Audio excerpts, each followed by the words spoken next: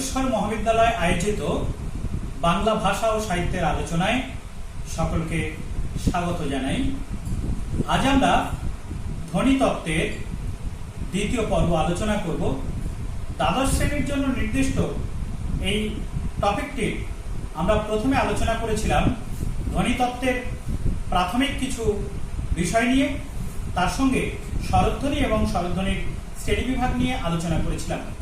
আজ আমরা আলোচনা করব ব্যঞ্জন ধ্বনি এবং ব্যঞ্জন ধ্বনির নানা শ্রেণীবিভাগ, সেগুলি আজ আমরা আলোচনা করব। প্রথমে আলোচনা করব আমরা ব্যঞ্জন ধ্বনি কাকে বলে। আমরা এই আলোচনায় যাওয়ার আগে আমি বাকযন্ত্রের যে ছবিটি স্বরধ্বনি আলোচনার সময় দেখিয়েছিলাম, সেই ছবিটি আমি পুনরায় দেখাবো।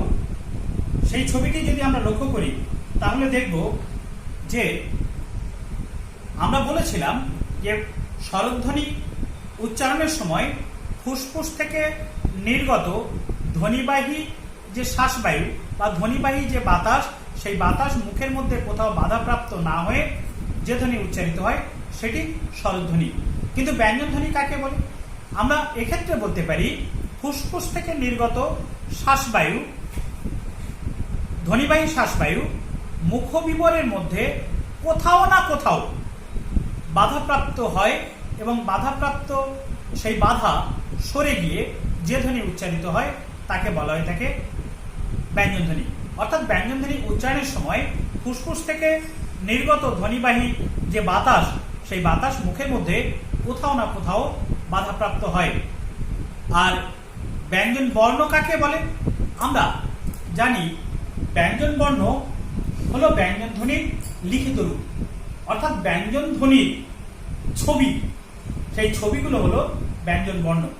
সংজ্ঞা হিসাবে আমরা বলতে পারি যে ধ্বনি উচ্চারণের সময় ফুসফুস থেকে নির্গত ধ্বনিবাহী বাতাস মুখের মধ্যে কোথাও বাধাপ্রাপ্ত না হয়ে বা বাধাপ্রাপ্ত হয়ে তারপরে সেই বাধা অপসারিত হলে ব্যঞ্জন ধ্বনি উচ্চারিত হয়। আর ব্যঞ্জন ধ্বনির লিখিত রূপকে বলা হয়ে থাকে ব্যঞ্জন বর্ণ। আমাদের বাংলা ভাষায় ব্যঞ্জন বর্ণ আর ব্যঞ্জন ধ্বনির সংখ্যা এক নয়। আমাদের বাংলা ভাষায় ব্যঞ্জন ধ্বনি আছে 30টির মতো আর ব্যঞ্জন বর্ণ আছে 40টির মতো। আমাদের যে ব্যঞ্জন ধ্বনিগুলি বাংলা ভাষায় রয়েছে, সেই ব্যঞ্জন ধ্বনিগুলি আমরা একবার দেখে নিই। আমাদের বাংলা ভাষায় এই 30টির মতো ব্যঞ্জন ধ্বনি রয়েছে। ক, খ, গ, ঘ, ঙ, চ, ছ, জ, ঝ, ট, ঠ, ড, ঢ, ত, থ, দ, ধ, দন্তান্ন, প, ফ, ব, ভ, ম, র, ল, তালব্য, দন্তস্ব, হ, ঢ, ঢ। এই 30টি ব্যঞ্জন ধ্বনি আছে বাংলা ভাষায়। কিন্তু দন্তস্ব এবং ঢ এর অস্তিত্ব নিয়ে ধ্বনি বিজ্ঞানীরা প্রশ্ন তোলেন। কোন কোন ধ্বনি বিজ্ঞানী বলেন দন্তস্ব এর উচ্চারণ কিছু বিদেশি শব্দে রয়েছে, আর যুক্ত ব্যঞ্জন যেগুলির প্রথমে দন্তস্ব রয়েছে সেগুলির ক্ষেত্রে দন্তস্ব উচ্চারিত হয়, বাদ বাকি সমস্ত ক্ষেত্রেই তালব্য উচ্চারিত হয়। তাই দন্তস্বকে ব্যঞ্জন ধ্বনির তালিকায় রাখার পক্ষপাতী নন তারা। আর ঢ এই ঢ এর অস্তিত্ব নিয়েও তারা প্রশ্ন তোলেন। তারা বলেন একেবারে পরিশীলিত উচ্চারণ ছাড়া ঢ এর উচ্চারণ হয় না। তাই ঢ এবং দন্তস্ব এই দুটোকে বাদ দিয়ে তারা 28টি ব্যঞ্জন ধ্বনির কথা বলেন। কিন্তু আমরা আমাদের দ্বাদশ শ্রেণীর সিলেবাস অনুযায়ী আমরা ব্যঞ্জন ধ্বনির সংখ্যা বাংলা ভাষায় 30টিকেই ধরে নেব। কিন্তু বাংলা ভাষায় আছে এই ক থেকে একেবারে অনুস্বার পর্যন্ত, চন্দ্রবিন্দু পর্যন্ত আমরা যদি দেখি তাহলে 40টির মতো ব্যঞ্জন বর্ণ বাংলা বর্ণমালায় রয়েছে। বাংলা বর্ণমালায় ব্যঞ্জন বর্ণের সংখ্যা আর বাংলা ভাষায় ব্যঞ্জন ধ্বনির সংখ্যার মধ্যে এই তারতম্যের কারণ হিসাবে বলা যেতে পারে যে আমাদের বাংলা ব্যঞ্জন বর্ণমালা যেটা, সেই বাংলা বর্ণমালা, ব্যঞ্জন বর্ণমালা এবং স্বরবর্ণমালা দুটি তৈরি হয়েছে মূলত সংস্কৃত ভাষার বর্ণমালা অনুযায়ী। তাই সংস্কৃত ভাষার বর্ণমালা অনুসরণ করার জন্যে আমাদের স্বর এবং ব্যঞ্জনের বর্ণের সঙ্গে স্বর এবং ব্যঞ্জন ধ্বনির এই তারতম্য লক্ষ্য করা যায়। যদি বাংলা ব্যঞ্জন ধ্বনির সংস্কার হয় তাহলে বাংলা ব্যঞ্জন বর্ণমালারও সংস্কার করলে তখন এই তারতম্য ঘুচে যাবে, আমাদের এই প্রত্যাশা রয়েছে। আমরা এবার উচ্চারণ স্থান অনুযায়ী এবং উচ্চারণ প্রকৃতি অনুযায়ী ব্যঞ্জনধ্বনির যে শ্রেণীবিভাগ, সেই শ্রেণীবিভাগ আলোচনা করব। স্থান অনুযায়ী ব্যঞ্জনধ্বনিকে 7টি ভাগে ভাগ করা যায়: ওষ্ঠ ব্যঞ্জন ধ্বনি, দন্ত ব্যঞ্জন ধ্বনি, দন্তমূলীয় ব্যঞ্জন ধ্বনি, তালব্য ব্যঞ্জন ধ্বনি, মূর্ধন্য ব্যঞ্জন ধ্বনি, কণ্ঠ ব্যঞ্জন ধ্বনি এবং কণ্ঠনালীয় ব্যঞ্জন ধ্বনি। আমরা প্রথমে আলোচনা করব ওষ্ঠ ব্যঞ্জন ধ্বনি কাকে বলে। যে ব্যঞ্জন ধ্বনি উচ্চারণের সময় ফুসফুস থেকে নির্গত ধ্বনিবাহী বাতাস ওষ্ঠ এবং অধরে বাধাপ্রাপ্ত হয়, আর সেই বাধা সরে গেলে যে ধ্বনি উচ্চারিত হয় তাকে বলা হয় থাকে ওষ্ঠ ব্যঞ্জন ধ্বনি। আমাদের বাংলা ওষ্ঠ ব্যঞ্জন ধ্বনিগুলি হলো প, ফ, ব, ভ, ম। এবার আমরা আলোচনা করব দন্ত ব্যঞ্জন ধ্বনি। যে ব্যঞ্জন ধ্বনি উচ্চারণের সময় আমাদের জিভের এই প্রসারিত অগ্রভাগ দাঁতের উপরের পাটির বা উপরের সারির দাঁতের পিছন দিকে স্পর্শ করে এবং স্পর্শ করে শ্বাসবায়ুকে বাধা দেয়, আর সেই বাধা সরে গিয়ে যে ধ্বনি উচ্চারিত হয় তাকে বলা হয়ে থাকে দন্ত ব্যঞ্জন ধ্বনি। যেমন ত, থ, দ, ধ।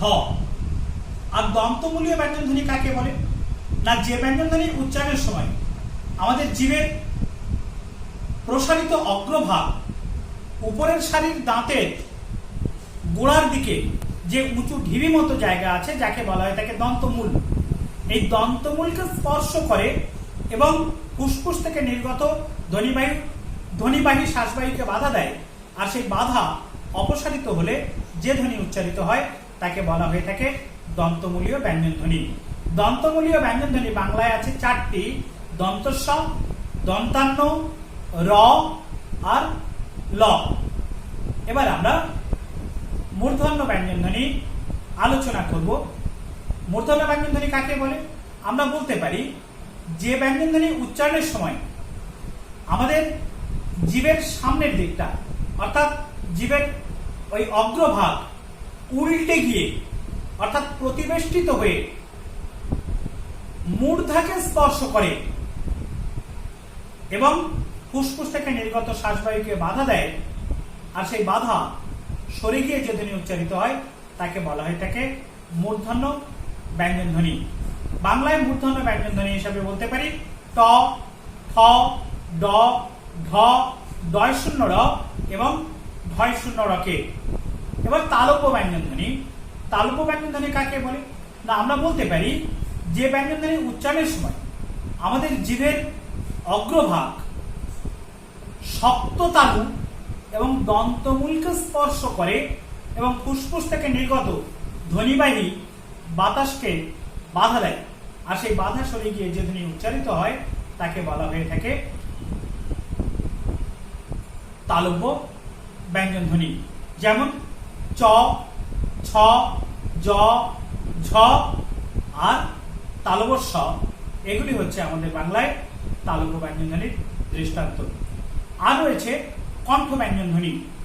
না, কণ্ঠ ব্যঞ্জন ধ্বনি কাকে বলে না, আমরা বলতে পারি যে ব্যঞ্জন ধ্বনি উচ্চারণের সময় আমাদের জিভের পশ্চাৎ ভাগ উঠে গিয়ে আলজিভের কাছাকাছি যে নরম তালু, সেই নরম তালুকে স্পর্শ করে এবং ফুসফুস থেকে নির্গত ধ্বনিবাহী বাতাসকে বাধা দেয়, আর সেই বাধা সরে গিয়ে যে ধ্বনি উচ্চারিত হয় তাকে বলা হয়ে থাকে কণ্ঠ ব্যঞ্জন ধ্বনি। বাংলা ক, খ, গ, ঘ, ও এই 5টিকে আমরা বলতে পারি কণ্ঠ ব্যঞ্জন ধ্বনি। আর আছে কণ্ঠনালীয় ব্যঞ্জন ধ্বনি। কণ্ঠনালীয় ব্যঞ্জন ধ্বনির সংজ্ঞা সূত্র হিসাবে আমরা বলতে পারি যে ধ্বনি উচ্চারণের সময় কণ্ঠনালীর মধ্যেই ধ্বনিবাহী বাতাস বাধাপ্রাপ্ত হয় বা ব্যাঘাত পায়, সেই ধ্বনিকে বলা হয়ে থাকে কণ্ঠনালীয় ব্যঞ্জন ধ্বনি। বাংলায় কণ্ঠনালীয় ব্যঞ্জন ধ্বনি একটি, সেটি হলো হ। এটা আমাদের মনে রাখতে হবে। একটাই কণ্ঠনালীয় ব্যঞ্জন, সেটি হ। আমাদের উচ্চারণ স্থান অনুযায়ী ব্যঞ্জন ধ্বনির তালিকাটা আমরা একবার যদি দেখি তাহলে দেখব আমাদের বাংলা ব্যঞ্জন ধ্বনির তালিকায় ওষ্ঠ ব্যঞ্জন ধ্বনি এই 5টি, ক, খ, গ, ঘ, ম। দন্ত ব্যঞ্জন ধ্বনি এই 4টি, ত, থ, দ, ধ। দন্তমূলীয় ব্যঞ্জন ধ্বনি দন্তস্ব, দন্তান্ন, র, ল। আর মূর্ধন্য ব্যঞ্জন ধ্বনি ট, ঠ, ড, ঢ, ডয় শূন্য র, ঢয় শূন্য র। তালব্য ব্যঞ্জন ধ্বনি হলো চ, ছ, জ, ঝ, তালবস্য। আর কণ্ঠ ব্যঞ্জন ধ্বনি ক, খ, গ, ঘ, ঙ। আর কণ্ঠনালীয় ব্যঞ্জন ধ্বনি হলো হ। উচ্চারণ স্থান অনুযায়ী মোটামুটি আমরা ব্যঞ্জন ধ্বনির এই শ্রেণীবিভাগ দেখালাম। এবার আমরা আলোচনা করব উচ্চারণ প্রকৃতি বা উচ্চারণের প্রকার অনুযায়ী ব্যঞ্জন ধ্বনির শ্রেণীবিভাগ আমরা আলোচনা করব। উচ্চারণ প্রকার অনুযায়ী বা উচ্চারণের প্রকৃতি অনুযায়ী ব্যঞ্জন ধ্বনিকে মোটামুটি 9টি শ্রেণীতে বিভক্ত করা যায়। প্রথমে আমরা সেই ভাগগুলির কথা বলে নিই। অঘোষ ব্যঞ্জন ধ্বনি, ঘোষ ব্যঞ্জন ধ্বনি, অল্পপ্রাণ ব্যঞ্জন ধ্বনি, মহাপ্রাণ ব্যঞ্জন ধ্বনি, উষ্ম ব্যঞ্জন ধ্বনি, নাসিক্য ব্যঞ্জন ধ্বনি, কম্পিত ব্যঞ্জন ধ্বনি, তাড়িত ব্যঞ্জন ধ্বনি এবং পার্শ্বিক ধ্বনি। আমরা প্রথমে আলোচনা করব অঘোষ ব্যঞ্জন ধ্বনি নিয়ে। অঘোষ ব্যঞ্জন ধ্বনি কাকে বলে? আমরা এর সংজ্ঞাসূত্র হিসাবে বলতে পারি, ঘোষ কথার অর্থ হলো ধ্বনি গাম্ভীর্য। যে ব্যঞ্জন ধ্বনিগুলি উচ্চারণের সময় আমাদের স্বরতন্ত্রের কম্পনজাত সুর কম থাকায় সেভাবে ধ্বনি গাম্ভীর্য সৃষ্টি হয় না, সেই ধ্বনিগুলিকে বলা হয়ে থাকে অঘোষ ব্যঞ্জন ধ্বনি। যেমন প্রতিটি বর্গের প্রথম আর দ্বিতীয় এই ব্যঞ্জন হলো অঘোষ ব্যঞ্জন ধ্বনি। অর্থাৎ ক, খ, চ, ছ, ট, ঠ, ত, থ, প, ফ এগুলি অঘোষ ব্যঞ্জন ধ্বনির দৃষ্টান্ত। আর ঘোষ ব্যঞ্জন ধ্বনির সংজ্ঞা হিসাবে বলা যায়, আমরা প্রথমেই বলেছি ঘোষ কথার অর্থ হচ্ছে ধ্বনি গাম্ভীর্য। যে ব্যঞ্জন ধ্বনিগুলি উচ্চারণের সময় আমাদের স্বরতন্ত্রের কম্পনজাত সুর বেশি থাকায় একটা ধ্বনি গাম্ভীর্যের সৃষ্টি হয়, সেই ধ্বনিগুলিকে বলা হয়ে থাকে ঘোষ ধ্বনি। বাংলায় প্রতিটি বর্গের তৃতীয় এবং চতুর্থ ব্যঞ্জন ঘোষ ব্যঞ্জন ধ্বনি।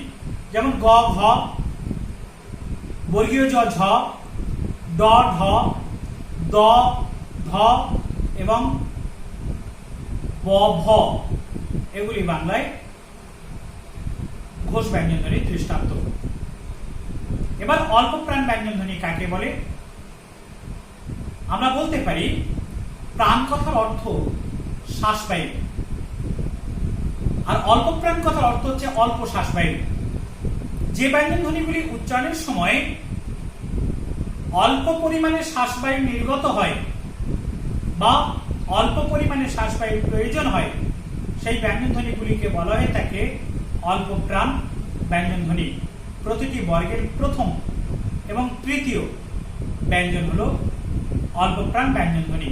যেমন ক, গ, চ, বর্গীয় জ, ট, ড, ত, দ, প, ব আর ডয় শূন্য র অল্পপ্রাণ ব্যঞ্জন ধ্বনির দৃষ্টান্ত। আর মহাপ্রাণ ব্যঞ্জন ধ্বনির সংজ্ঞা হিসাবে বলা যায়, প্রাণ কথার অর্থ শ্বাসবায়ু, আর মহাপ্রাণ কথার অর্থ হচ্ছে বেশি শ্বাসবায়ু। অর্থাৎ যে ব্যঞ্জন ধ্বনিগুলি উচ্চারণের সময় ফুসফুস থেকে নির্গত শ্বাসবায়ু বেশি পরিমাণে নির্গত হয়, অর্থাৎ যে ব্যঞ্জন ধ্বনিগুলি উচ্চারণের সময় বেশি পরিমাণে শ্বাসবায়ু নির্গত হয় বা বেশি পরিমাণে শ্বাসবায়ু লাগে, তাকে বলা হয় থাকে মহাপ্রাণ ব্যঞ্জন ধ্বনি। যেমন প্রতিটি বর্গের দ্বিতীয় এবং চতুর্থ ব্যঞ্জন মহাপ্রাণ ব্যঞ্জন। যেমন খ, ঘ, ছ, ঝ, ঠ, ঢ, থ, ধ, ফ, ভ আর ঢয় শূন্য র, এটি হচ্ছে মহাপ্রাণ ব্যঞ্জনের দৃষ্টান্ত। এবার আমরা আলোচনা করব উষ্ম ব্যঞ্জন ধ্বনি নিয়ে। উষ্ণ কথার সঙ্গে গরম বাতাসের সম্পর্কের কথা কোনো কোনো লেখক বলেন, কিন্তু উষ্ণের সঙ্গে গরম বাতাসের কোনো সম্পর্ক নেই। উষ্ণ কথার অর্থ হচ্ছে শ্বাসবায়ু। তো উষ্ণধ্বনির সংজ্ঞা হিসাবে আমরা কি বলতে পারি? আমরা বলতে পারি যে ব্যঞ্জনধ্বনি উচ্চারণের সময় ফুসফুস থেকে বায়ু বেরোনোর পথ খোলা, কিন্তু অত্যন্ত কম খোলা থাকার জন্য সেই সংক্ষিপ্ত পথে বায়ু একটা শীষ জাতীয় ধ্বনি করে নির্গত হয়। সেই ধ্বনিগুলিকে বলা হয়ে থাকে উষ্ণধ্বনি। অর্থাৎ যে ধ্বনি উচ্চারণের সময় আমাদের ফুসফুস থেকে বায়ু নির্গমনের পথ খোলা, কিন্তু অত্যন্ত কম খোলা থাকায় বায়ু সেই সংক্ষিপ্ত পথে একটা শীষ জাতীয় ধ্বনি করে নির্গত হয়, তাকে আমরা বলছি উষ্ণধ্বনি। যেমন দন্ত স, তালব স এবং হ, এই তিনটি হচ্ছে বাংলায় উষ্ণধ্বনি। আর নাসিক্য ধ্বনির সংজ্ঞাসূত্র হিসাবে বলা যায় এই ব্যঞ্জনধ্বনি উচ্চারণের সময় আমাদের জিভের পশ্চাৎভাগ কণ্ঠের কাছাকাছি উঠে আসায় মুখবিবরে শ্বাসবায়ু বেরোনোর পথ খুব কম খোলা থাকে, তাই শ্বাসবায়ু মুখবিবর এবং নাসারন্ধ্র উভয় পথ দিয়ে নির্গত হয়। আমরা যদি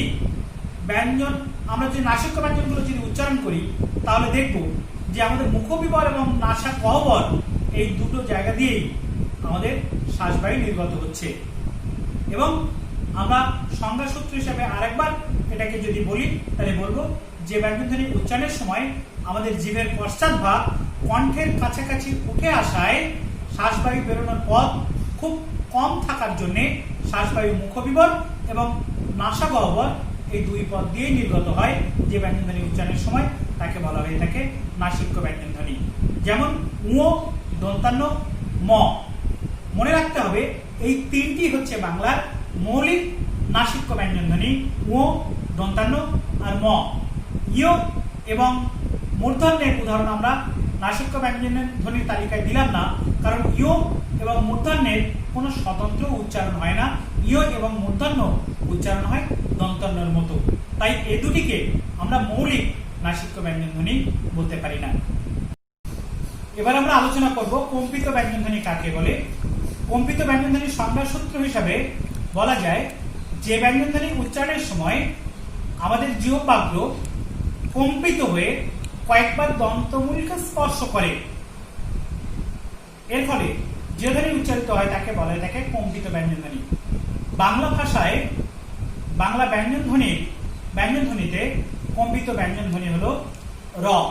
এই র ব্যঞ্জনধ্বনিটি উচ্চারণের সময় আমাদের জিহ্বাগ্র কম্পিত হয়ে দন্তমূলকে কয়েকবার স্পর্শ করে, তাই রকে বলা হয়ে থাকে কম্পিত ব্যঞ্জন বা রণিত ব্যঞ্জনধ্বনি।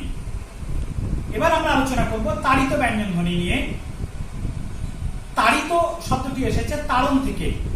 তাড়ন কথার অর্থ আঘাত করা।